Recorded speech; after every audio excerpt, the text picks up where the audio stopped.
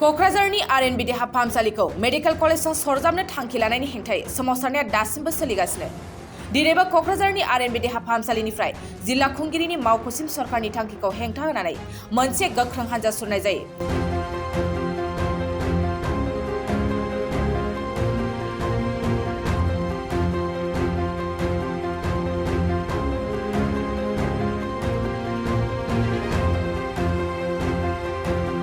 क'क्राझार जिल्ला सिभिल ससाइटिनि बानजायनायाव ओंखारनाय बे रिलियावनो गोबां आइजोफोरनि गेजेराव आसामनि बारग' मन्थ्रि प्रमिला रानी ब्रह्मआ बाहागो लायो।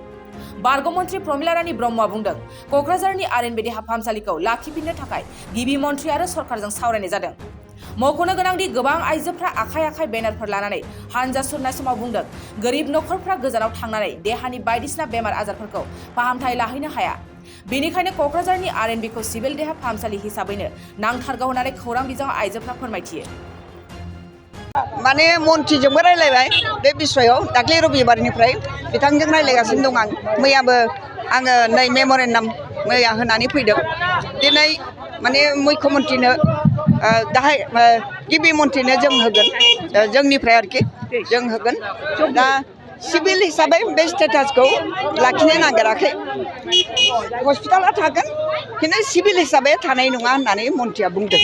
दा सिभिल हिसाबै थायाबा जोंनि बिनि जे मर्यादा, बिनि जे स्टेटास, बिनि जे फांसन, बे फांसना लासै लासै माने गैया मोले जालांगोन।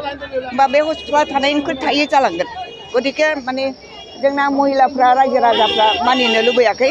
बे हिसाबै दिनै इमिडियेट मोनसे रिलिफ खालामनानै सरकारनो दिन्थिनो नागिरदों आरो। थानानै सरकारनि जि स्टेटासखौ दखल खालामनानै दङ, बे स्टेटासखौ माने लाखिनांगौ। एक्स मिनिस्टार हिसाबैथ' बे माने रायजो राजाफ्रा ओंखारदों, आं थानानैल' होनांगौ, बिथांमोननो गाइडल' खालामनांगौ, बिथांमोनानो मावगासिनो दं खामानिखौ। जोंनि गरिबफोरनि थाखायबो जे जायगायाव जोङो सिभिल हस्पिटालखौ जोंनो नांगौ, बेवहाय दा जोङो गरिबफ्रा एफा गोजानाव थांनानै ट्रिटमेन्ट खालामहैनो हाया। जोङो दा बाहाय सिभिलाव एसेबाबो फ्रि मोनो। जा एसे गैयै मानसिफोर आरो खाथि खालानि माब्लाबा इमारजेन्सि जायो आरो डिलिभारि केस माबा माबि अनेक किछु बुस्थुआनो अनेक प्रब्लेम जागोन।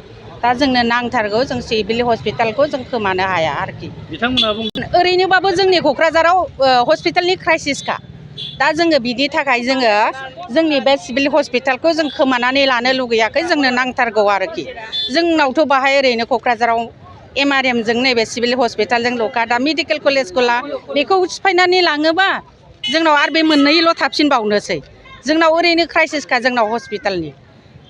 दा सरकारनिफ्राय जों मोनथिगौ मोजां ट्रिटमेन्ट मोनगोन, थेवबो जोंनो माने क्राइसिस हिसाबै जोंनो एसे नांगौ जानानै फैदों आरोखि। दा नोङो जों बे टाउन गेजेरनिफ्राय जुदि लाङोबा अनेक प्रब्लेम जागोन। जोंहा ओरै खाथि खाथा एरियाया जों गोदोनिफ्रायनो दङ। दा नोङो बेवहायथ' नोङो गोदान सेंसन जानाय लोगो लोगो मेडिकेल कलेजावथ' गासिबो बे बुस्थुआ फैजोबखायो, फैखानांगौखा अलरेडि। ओमफ्राय दा बिनिफ्राय जोंनि सिभिल हस्पिटालनिफ्राय लांनायनि बोखारनानै लांनायनि मा मिनिं दं बाहाय? दा जों बेखौ कुइसन जादों जोंनि माबायाव। जोंनोथ' नांगौ, सिभिलखौ जोंनो नांथारगौ। जों सिभिल हस्पिटालखौ जोङो खोमानानै लानो हाया। गोसो गुदुं गलादारफोरनि थाखाय मोनसे मोजां खौरां।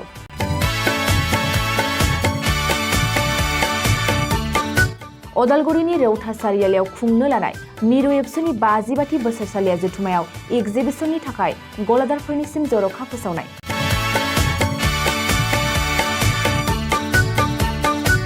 फैगौ 2023 मायथाइनि 26, 27, 28 आरो 29 जानुवारियाव खुंनो लानाय मिरु एबसुनि बोसोरसालिया जथुम्मायावनो बायदि रोखोमनि मुवा बेसादफोरखौ दिन्थिफुंगोन एक्जिबिसन। बे एक्जिबिसनावनो आबादारि, हेन्डलुम, टेक्सटाइल, फिचारि आरो हारिमु बायदि बायदि आयदाफोरखौ दिन्थिफुंनो थांखि लादों बानजाय आफादा।